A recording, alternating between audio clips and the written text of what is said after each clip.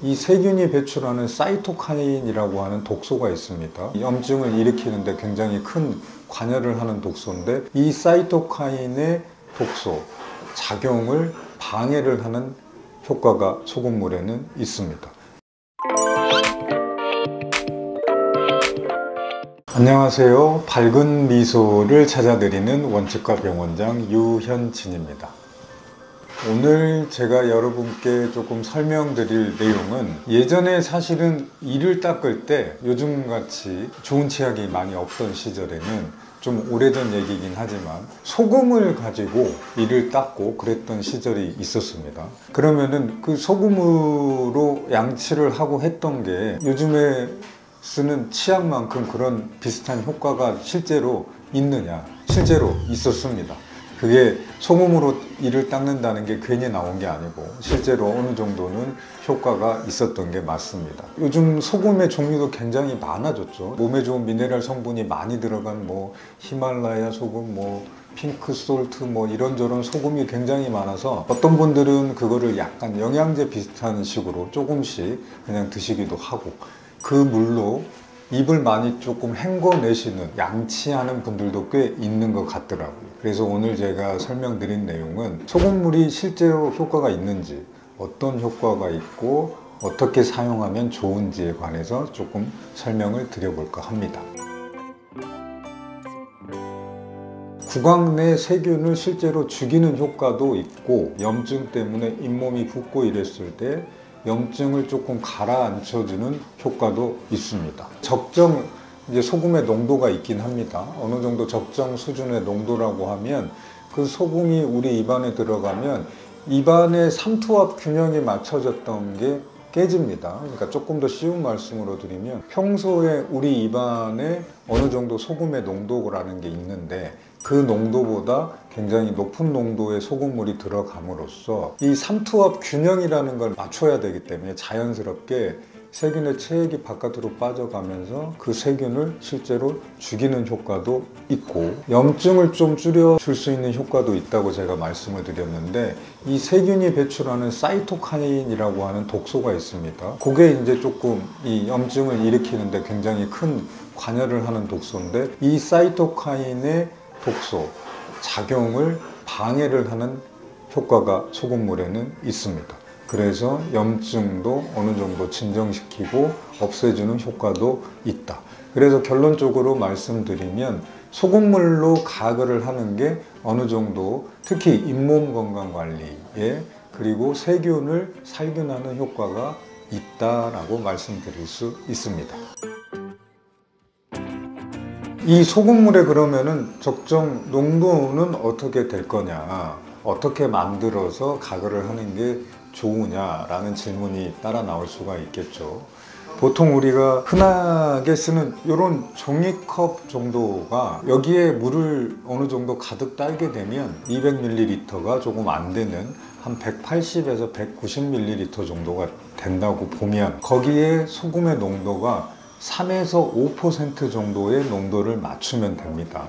자, 그러면은 3에서 5% 정도의 농도를 맞추려면 물이 100ml일 때 소금은 한 3에서 5g 정도가 들어가야 된다고 보면 되겠죠. 그러면은 이거를 조금 더 쉽게 맞추는 방법은, 보통 우리가 요리할 때도 티스푼으로 소금 몇 숟갈 이런 식의 얘기를 하잖아요. 그래서 저희가 그 기준으로 볼 때 집에 있는 조그만한 티스푼 기준으로, 티스푼으로 이렇게 한 스푼 소금을 떴을 때 보통 그 양을 저희가 한 2g 정도로 생각하면 될 것 같아요. 3에서 5% 정도의 소금물 농도를 맞추려면 티스푼으로 한 2숟가락 정도, 조금 이 티스푼을 조금 이렇게 소복이 쌓이게 충분히 티스푼으로 뜬다고 하면 한 스푼하고 반 스푼 더, 1.5스푼 정도, 그러니까 1.5에서 2스푼 정도의 티스푼 소금물을 부어주시면 어느 정도 적정 소금물 농도가 맞춰진다고 이렇게 생각하시면 될 것 같습니다.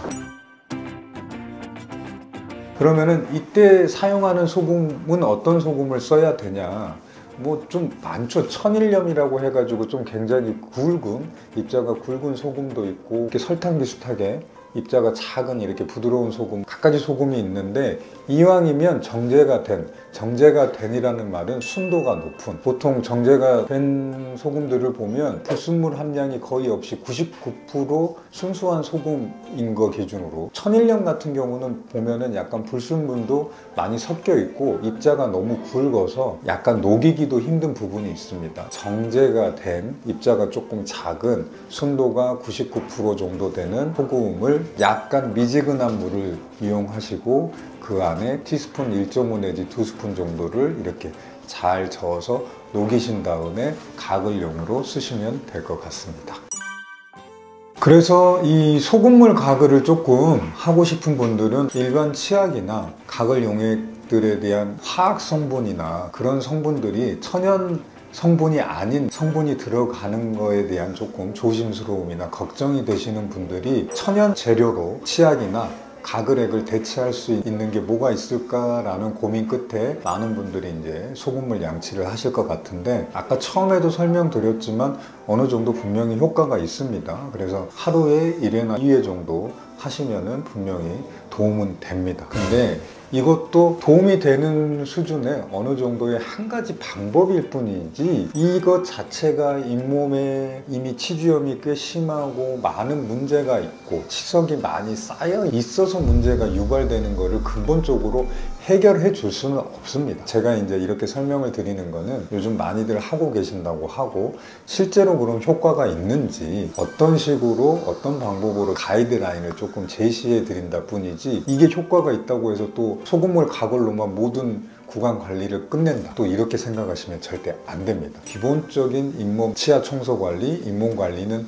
해 주시면서 부가적으로 하루에 한두 번쯤은 하셔도 나쁠 건 없고 괜찮겠다. 심하게 잇몸 붓기가 조금 갑작스럽게 생긴 상태에서 바로 병원을 가시거나 아니면은 뭐 급하게 약국에서 염증을 가라앉히는 약이나 이런 거를 드시거나 하는 조치를 취하지 못하실 경우에 응급 상황에서 이제 다른 수단으로 사용할 수 있는 방법이기도 하니까요. 그렇게 참고사항 정도로 부가적인 수단일 뿐이다 라는 정도로 이해를 하시면 될 것 같고, 뭐 예전에도 설명드렸듯이 잇몸 건강 보조제 같은 뭐 어떤 그런 제품화된 약이나 이런 소금물로 가글 하는 방법이나 마찬가지로 근본적인 치료 방법은 아니라는 거, 그 점을 좀 주의 깊게 생각하셨으면 좋겠고, 항상 기본적인 구강 청소 관리, 그 다음에 정기 검진 꼬박꼬박 잘 해주셔야 된다는 거는 명심해 주셨으면 좋겠습니다. 오늘 제가 이렇게 소금물 가글에 대해서